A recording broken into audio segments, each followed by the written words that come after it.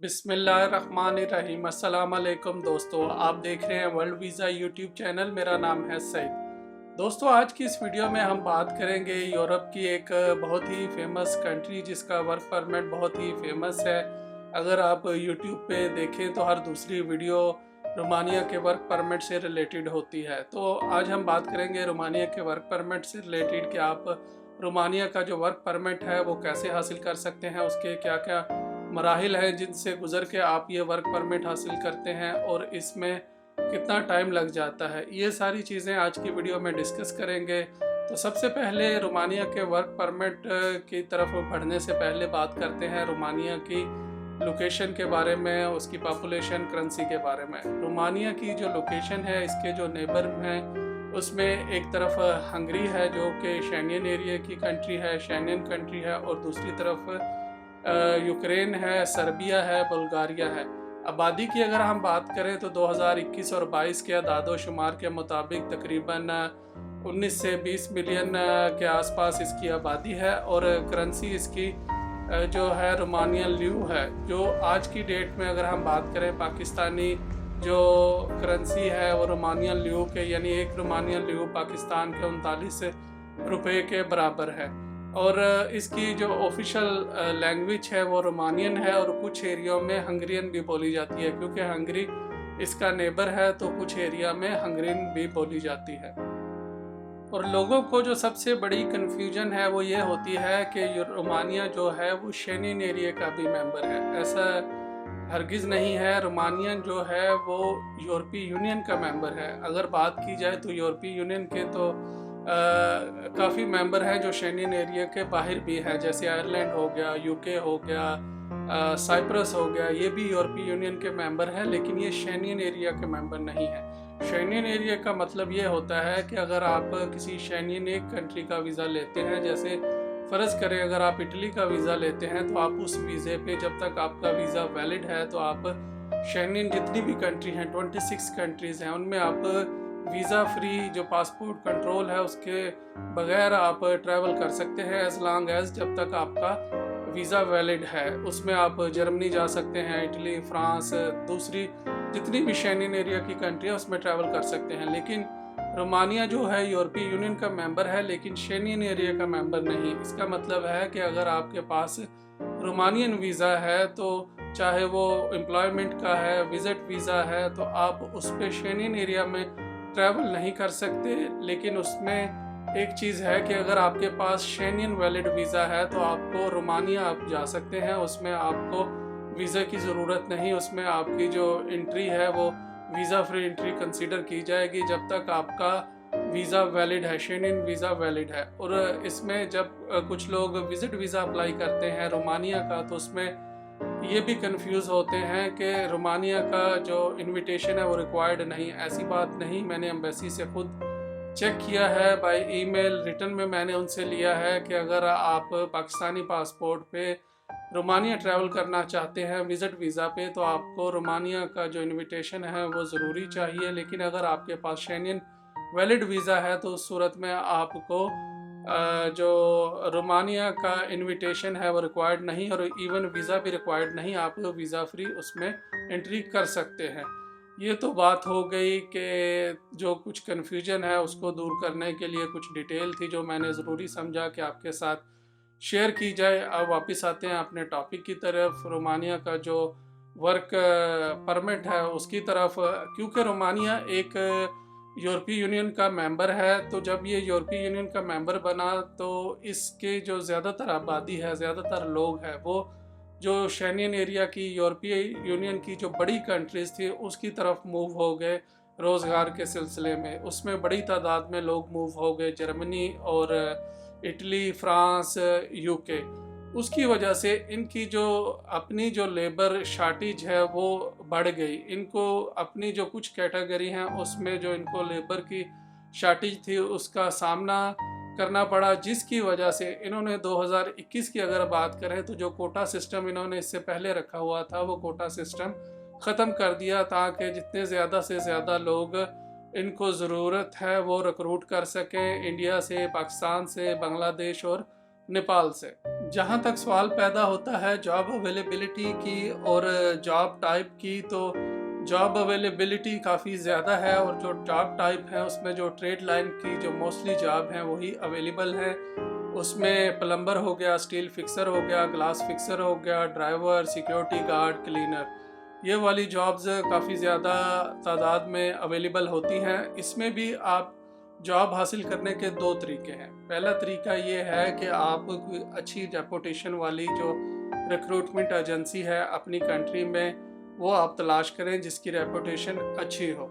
वहाँ से आप जॉब ऑफ़र ले सकते हैं, जॉब कॉन्ट्रैक्ट आप ले सकते हैं, क्योंकि उनके पास जो रोमानियन कंपनी होती हैं वो डिमांड भेजती हैं कि हमें इतने क्लीनर चाहिए, इतने सिक्योरिटी गार्ड चाहिए, इतने प्लम्बर चाहिए, इतने शेफ़।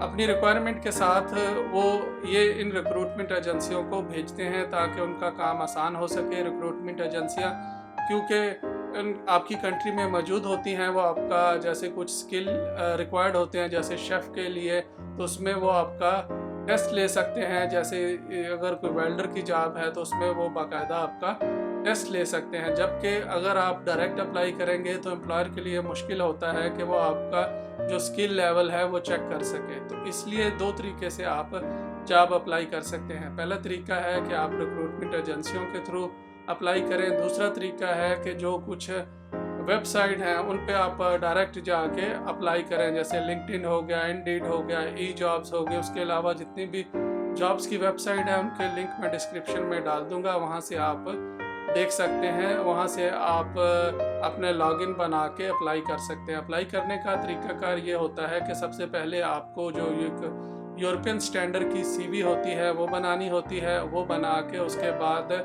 आप का जो वर्क एक्सपीरियंस है उसमें आप पूरा मेंशन करें। उसके अलावा अपनी एजुकेशन मेंशन करें और उसको अच्छे से तैयार करके फिर आप अपनी जो जॉब्स हैं वो अप्लाई करें। इसमें भी टिप है, वो ये है कि आप कोशिश करें कि आप सिर्फ अपनी एक सीवी बनाएं, एक से ज़्यादा सीवी ना बनाएं। और दूसरा, अपनी सीवी जो आपका प्रीवियस जॉब एक्सपीरियंस है उससे रिलेटेड बनाएं। यानी कि अगर आपका सिक्योरिटी गार्ड का एक्सपीरियंस है तो आप सिक्योरिटी गार्ड की सीवी बनाएं, शेफ़ का है तो शेफ़ की बनाएं, ड्राइवर का है तो ड्राइवर की बनाएं, और उससे रिलेटेड जो जॉब्स हैं उसमें आप अप्लाई करें।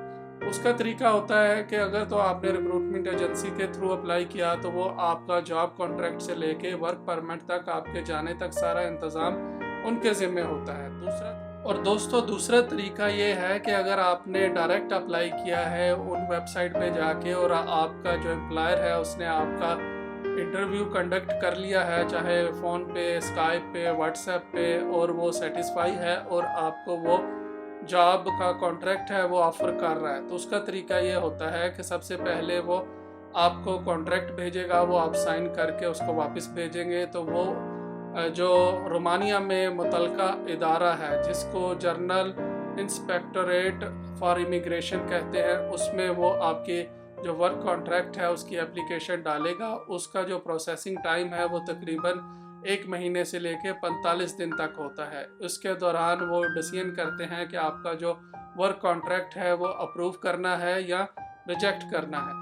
जब आपका वर्क कॉन्ट्रैक्ट अप्रूव हो जाता है तो उसके बाद आपका जो एम्प्लॉयर होता है वो आपको कोरियर के ज़रिए आपका जो अप्रूव्ड वर्क कॉन्ट्रैक्ट है वो आपको भेज देता है। उसके बाद फिर आपने अप्लाई करना होता है वर्क परमिट आप अप्लाई करते हैं अपनी कंट्री में मौजूद जो रोमानिया की एम्बेसी है उसमें। पाकिस्तान और इंडिया दोनों ममालिक में रोमानिया की एम्बेसी मौजूद है। पाकिस्तान में इस्लामाबाद में रोमानिया की एम्बेसी मौजूद है। तो जब आपका वर्क कॉन्ट्रैक्ट आपको मिल जाएगा उसके बाद आपने अप्लाई करना है वर्क परमिट अप्लाई करने के लिए आपको जो रिक्वायर्ड डॉक्यूमेंट है उसमें सबसे पहले आपको आपका पासपोर्ट चाहिए जो कि 3 महीने वैलिड होना चाहिए। लेकिन मेरा मशवरा है कि क्योंकि ये आपका वर्क वीज़ा है, ये इसकी वैलिडिटी 1 से 2 साल होती है, तो आप ये कोशिश करें कि आपका जो पासपोर्ट है वो वैलिड हो कम से कम 2 से 3 साल।